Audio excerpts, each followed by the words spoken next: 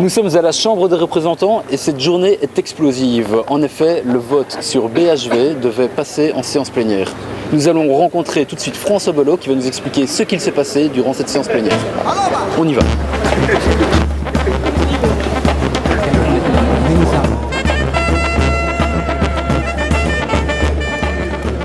Nous sommes ici à la Chambre, à côté de la salle de séance plénière avec François Belot.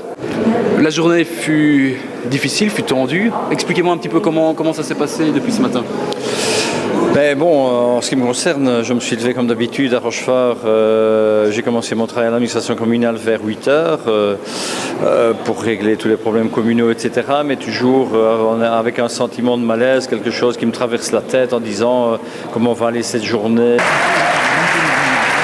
Alors François Belot, savez-vous expliquer en quelques mots ce qui vient de se passer en session plénière? Mais en fait, les groupes flamands avaient déposé une motion pour proposer la scission de l'arrondissement de Bruxelles-Vilvoorde. Et comme la Constitution le prévoit, pour la protection des minorités linguistiques, le groupe francophone a déposé quasiment à l'unanimité ce qu'on appelle la sonnette d'alarme, atterrer la sonnette d'alarme. C'est exceptionnel. Oui, c'est exceptionnel. C'est la deuxième fois que ça se produit depuis que le mécanisme existe en fait.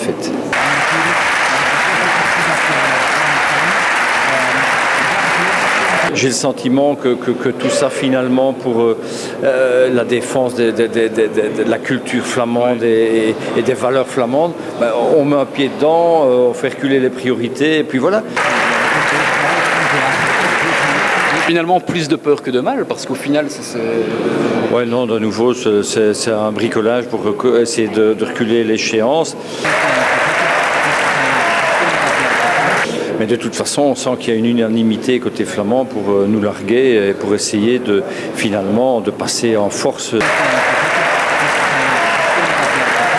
Les élections arrivent, les élections approchent, elles sont programmées maintenant. Vous allez être sur la liste MR dans la circonscription de Namur?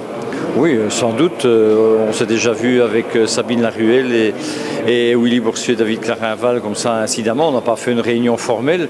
Et donc, nous connaissons bien entendu, et les 4 personnes que je vous ai citées constituent l'épine dorsale de la liste.